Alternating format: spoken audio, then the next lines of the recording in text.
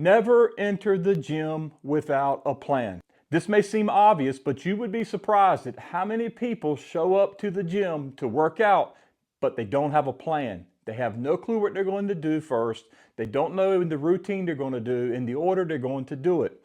They don't know what their goals really are, and they don't know what they're hoping to accomplish.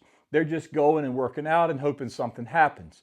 Most anything we do requires a plan. A vacation requires a plan. Going to the grocery store requires a plan. And I can tell you, exercising definitely requires a plan. I have been working out for a long time, and I've always had a plan, and I have a stack of different workout plans and programs that I have written over the years. Without a plan, what you're going to do is you're going to wander around the gym aimlessly, and your workouts will not be effective. Your plan should include your goals and your overall expectations. So what is your plan? Is your plan to lift weights and get stronger, see more muscle growth? Or is your plan to do cardio and be in overall better shape? Or do you want to lean down and add muscle? Depending on what your plan is will depend on how you approach your workouts. So you definitely need to have a plan. The best and most simplistic way to make a plan is to sit down with paper and pen or your phone, iPad, computer, whatever you want to do, and find the exercises you want to perform based on the goals that you have set for yourself.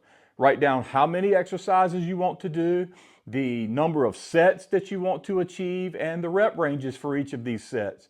Do you want to do 3 sets of 12 to 15 reps, or are you looking to do 5 sets of 8 to 12 reps? Whatever those goals are, you need to write it down or put it in a plan and take this plan to the gym with you.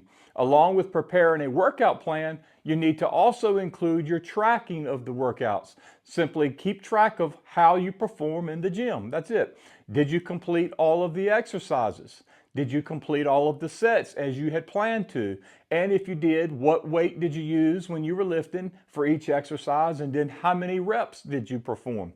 If you performed cardio on a treadmill, how long did you walk? What speed did you walk? And if you used any type of incline, how much incline did you use? Tracking your workouts helps you to see your progress as you go along in your workout journey. No matter how many years you exercise, planning and tracking should always be a priority for you.